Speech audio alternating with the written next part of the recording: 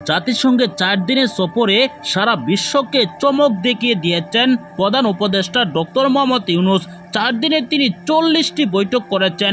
সারা বিশ্ব নেতাদের সাথে তিনি বৈঠক করেছেন। ইতিহাসের এই প্রথম কোনো নেতা 4 দিনে এত বৈঠক করেছে, তিনি হচ্ছেন ডক্টর মোহাম্মদ ইউনূস। এমনকি তার বক্তব্য জাতিসংঘের সকল নেতাকর্মীরা মনোযোগ সহকারে শুনছিলেন, এমনকি বিদেশি সকল নাগরিকরা তাকে প্রশংসায় ভাসাচ্ছেন। এই ভিডিওতে আপনাদেরকে দেখাবো এমনকি বিদেশি নেতাদের সাথে বৈঠক করে তিনি কি অর্জন করেছেন বাংলাদেশের জন্য।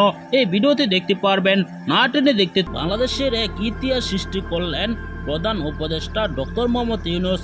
বাংলাদেশের অন্য প্রধানমন্ত্রীরা যুক্তরাষ্ট্র সফরে যেত, এমনকি জাতিসংঘে ভাষণ দিতে যেত, তাদের ভাষণ এত মনোযোগ সহকারে শুনছিল না অনেক রাষ্ট্রনেতারা। এবার বাংলাদেশের অন্তর্বর্তীকালীন সরকার হয়েছে, মাত্র 2 মাস হয়েছে, জাতিসংঘে তিনি ভাষণ দিয়েছেন ডক্টর মোহাম্মদ ইউনূস। তার ভাষণ সকল বিশ্ব নেতারা মনোযোগ সহকারে শুনছিলেন, এমনকি বিদেশি সকল নাগরিকরা তার প্রশংসা করছিল। তার বক্তব্যের পর সকলে করতালি দিয়েছিল। তার বক্তব্যে সকল কিছু তিনি বলেছেন, এমন কিছু বাকি নেই যে তিনি বলেননি। ফিলিস্তিন থেকে শুরু করে যত ইস্যু আছে সকল ইস্যু নিয়ে তিনি বিশ্ব নেতাদের কাছে জানিয়েছেন।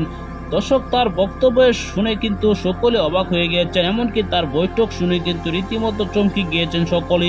বিশ্ব নেতারা এরকম বৈঠক করতে পারেনি কোনোদিন। তিনি 40টি বৈঠক করেছেন 4 দিনে।